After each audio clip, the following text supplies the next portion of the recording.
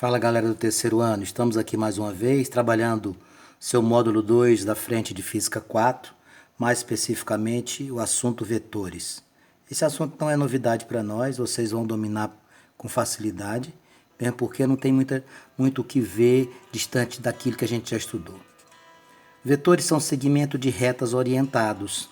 Então quando eu pego um segmento de reta como esse, isso aqui é o meu módulo. O eixo é a direção. E a flechinha aqui é o meu sentido. Daqui para cá é o módulo, também conhecido como intensidade. Nós vamos precisar trabalhar com você os tipos de grandeza. Nós temos a grandeza escalar e a grandeza vetorial. A grandeza escalar é aquela que fica completa somente com um número e uma unidade de medida. Por exemplo, o tempo, a massa, o comprimento. Enquanto que a grandeza vetorial, ela nos exige intensidade, ou seja, o valor numérico e a unidade, a direção, que é o eixo, e o sentido, para onde eu estou indo. Para não ficar dúvida entre direção e sentido, veja esse desenho. Direção vertical, direção horizontal. As flechas indicam os sentidos.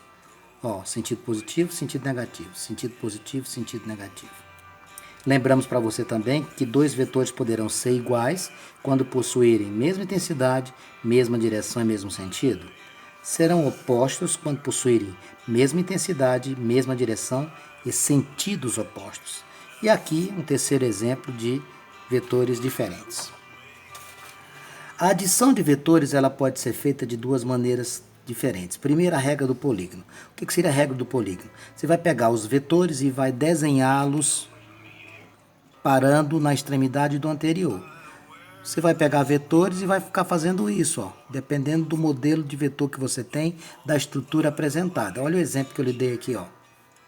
Vetor A inclinado para a direita, vetor B na horizontal para a direita, vetor C na vertical no sentido descendente. Você vai marcar o A, veja, marquei o A. Depois marca o B na extremidade do A, marca o C na extremidade do B. Esse nosso amiguinho aqui, ó, esse nosso amiguinho bem aqui, que eu destaquei, é o meu vetor resultante, de onde eu saí para onde eu cheguei. Já a regra do paralelogramo, ela não faz como a gente fez aqui. O que a gente fez no vetores da regra do polígono? A origem de um coincidindo com a extremidade do outro. E como é que eu faço na regra do paralelogramo?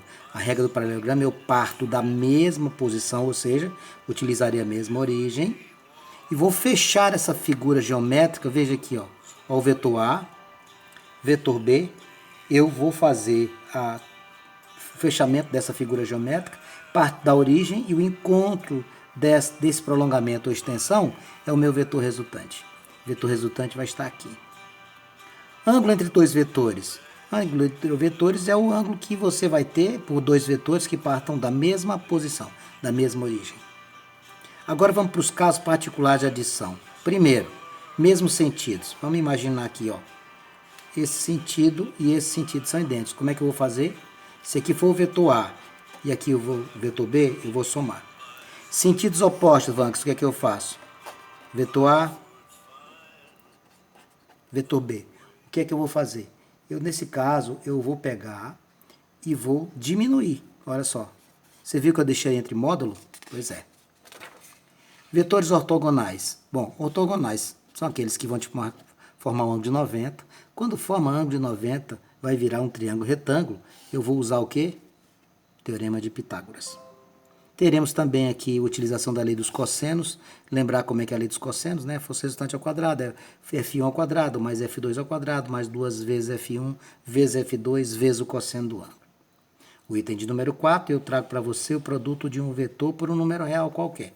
Veja esse vetor original, quanto que ele vale? 2 unidades. Esse aqui é o vetor 2V, quanto ele está valendo? 4 unidades. Esse aqui tem 4 unidades, só que esse aqui vai ser o quê? Menos 2V. Ah, entendi. Quando eu coloco o sinal à frente do vetor, eu vou inverter o seu sentido. Sim. E aqui eu tenho metade do vetor V, com apenas uma medida, né? Um valor real multiplicando o vetor vai fazer com que ele aumente em relação à sua estrutura. Decomposição. Decompor um vetor ocorre quando a gente tem um vetor de forma inclinada, formando um ângulo. Aqui eu estou formando um ângulo θ, tá vendo? Eu posso decompor esse vetor f na vertical e na horizontal. Como, Vanks? Isso é muito fácil. Para você decompor na vertical, você deve multiplicar com o seno do ângulo. E na horizontal, você deve multiplicar pelo cosseno. Sabe o que você tem que lembrar aqui? Do ciclo trigonométrico. Quando você está estudando lá na trigonometria, você não aprende isso? Vertical é o eixo seno e cosseno, não é assim que você faz? Então, aqui vale a mesma coisa. O vetor f vai ser feita a sua decomposição e vai ficar valendo 2 vetores. A letra G, a gente traz alguns lembretes, algumas situações importantes dos movimentos que a gente já estudou e que você não pode esquecer. Primeiro deles, movimento retilíneo uniforme. Qual a característica dele? A velocidade dele é constante, consequentemente, a sua aceleração é igual a zero. Movimento retilíneo uniformemente variado. A velocidade dele variável, consequentemente, a sua aceleração vai ser diferente de zero. Ô, Vanks, me lembrei agora o que é aceleração, é a variação de velocidade. Isso mesmo. Quando eu vario para mais, a aceleração positiva. Quando eu freio, a aceleração negativa. E no movimento circular, você tem que lembrar da existência da aceleração centrípeta, da aceleração tangencial. A aceleração tangencial, dê uma olhadinha aqui embaixo, por favor. A aceleração tangencial, o vetor da aceleração tangencial, coincide com o vetor da velocidade escalar. A trajetória,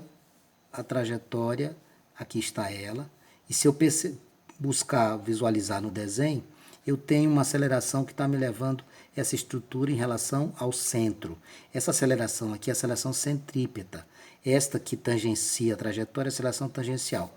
E essa aqui vai ser a minha aceleração resultante. Essa aceleração resultante, se você perceber aqui, 90 graus, eu vou usar o quê?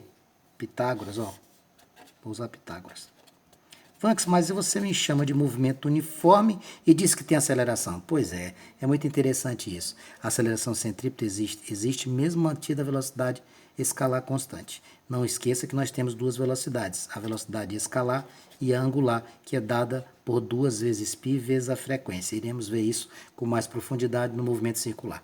E para você lembrar também, a aceleração centrípeta é dada pela velocidade escalar ao quadrado dividido pelo raio. Espero que você tenha relembrado desses conceitos, porque na próxima aula eu vou fazer os exercícios desta estrutura, desse bloco. Um grande abraço, volto daqui a pouquinho.